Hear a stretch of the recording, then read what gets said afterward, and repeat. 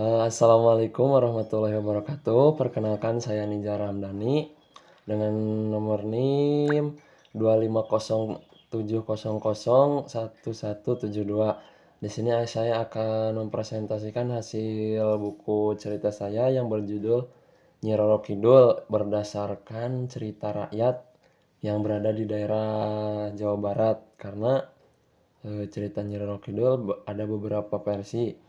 Ada yang versi Jawa Barat dan Jawa Tengah. Tema dari cerita Nyi Roro Kidul adalah ketabahan menghadapi cobaan hidup. Hal itu tergambar oleh tokoh Nyi Roro Kidul yang tetap berjuang dan teguh hatinya dalam menghadapi cobaan hidup. Cerita tersebut mengisahkan Putri Dwi Suwido atau Putri Kandita yang mengalami penderitaan akibat fitnah dan rasa iri dari ibu tirinya. Meskipun demikian, Putri Kandita tetap bersabar dan tidak menyerah. Dari perjuangan tersebut, Putri Kandita akhirnya memperoleh kekuatan dan menjadi sosok yang dihormati sebagai Nyi Roro Kidul penguasa Laut Selatan. Selanjutnya ada tokoh dan penokohan. Tokoh dari cerita Nyi Roro Kidul, yang pertama ada tokoh utama yaitu Nyi Roro Kidul yang terkenal cantik, anggun, baik hati, sabar, serta tabah menghadapi penderitaan. Memiliki keberanian dan keteguhan hati setelah menjadi penguasa Laut Selatan, Nyi Roro Kidul digambarkan sebagai sosok yang berwibawa dan sakti. Selanjutnya Prabu Munding Sari.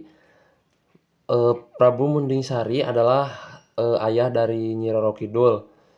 Dia memiliki watak yang bijaksana tetapi mudah terpengaruh oleh orang lain. Yang kedua, dia memiliki sifat yang kurang teliti dan dalam mengambil keputusan sehingga mengusir putrinya dari keraton. Tokoh yang ketiga ada Permaisuri kedua atau ibu tiri dari Dwi Suwido. Nah, dia memiliki watak yang jahat atau antagonis. Watak dia adalah iri, dengki terhadap Dewi Kadita atau Dwi Suwido. Yang kedua, memiliki watak yang ambisius dan ingin anaknya yang menjadi pewaris tahta, bukan Dwi Suwido. Yang ketiga adalah dia licik karena menyuruh dukun untuk mencelakai Dwi Suwido. Tokoh yang terakhir ada dukun atau penyihir.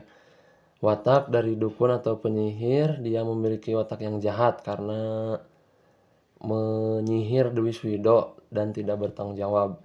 Yang kedua, dia menggunakan ilmu sihir untuk memenuhi keinginan permaisuri atau ibu tiri dari Dwi Suwido. Selanjutnya adalah latar. Latar terbagi menjadi beberapa jenis. Yang pertama, latar tempat. Latar tempat terjadinya cerita Nyi Roro Kidul yang pertama ada di Kerajaan Pakuan Pajajaran sebagai tempat hidupnya Dwi Suwido. Yang kedua adalah Istana Kerajaan Pajajaran yang menjadi tempat tinggal ibu tiri dari Dwi Suwido. Yang ketiga ada hutan. Hutan adalah sebagai tempat pengasingan dari Dwi Suwido. Yang terakhir ada pantai atau Laut Selatan yang menjadi tempat berdiam dirinya setelah Dwi Suwido menjadi Nyi Roro Kidul. Yang kedua adalah latar waktu. Waktu terjadinya adalah zaman dahulu dan terjadi pada siang dan malam dari cerita tersebut. Yang ketiga atau yang terakhir adalah latar suasana. Suasananya terdiri dari bahagia, damai, iri, penuh intrik, sedih, menderita, menegangkan, penuh keajaiban, agung, dan berwibawa. Nah, alur cerita tersebut memiliki alur cerita atau plot menggunakan alur maju atau progresif karena peristiwa diceritakan secara runtun dari awal hingga akhir. Rangkaian alurnya, pengenalan, muncul konflik, yang ketiga adanya puncak konflik, yang keempat klimaks, dan yang kelima penyelesaian. Baik, selanjutnya ada sudut pandang. Sudut pandang dari cerita Nyi Roro Kidul adalah sudut pandang orang ketiga serba tahu.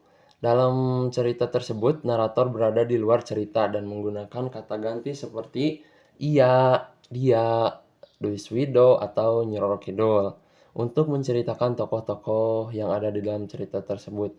Narator juga mengetahui berbagai peristiwa, pikiran, dan perasaan para tokoh. Yang terakhir ada amanat.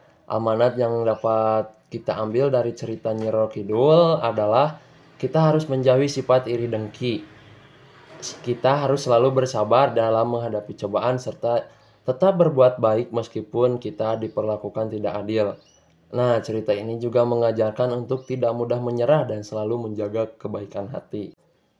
Mungkin demikian yang bisa saya sampaikan, kurang lebihnya mohon maaf. Cukupkan sekian. Assalamualaikum warahmatullahi wabarakatuh.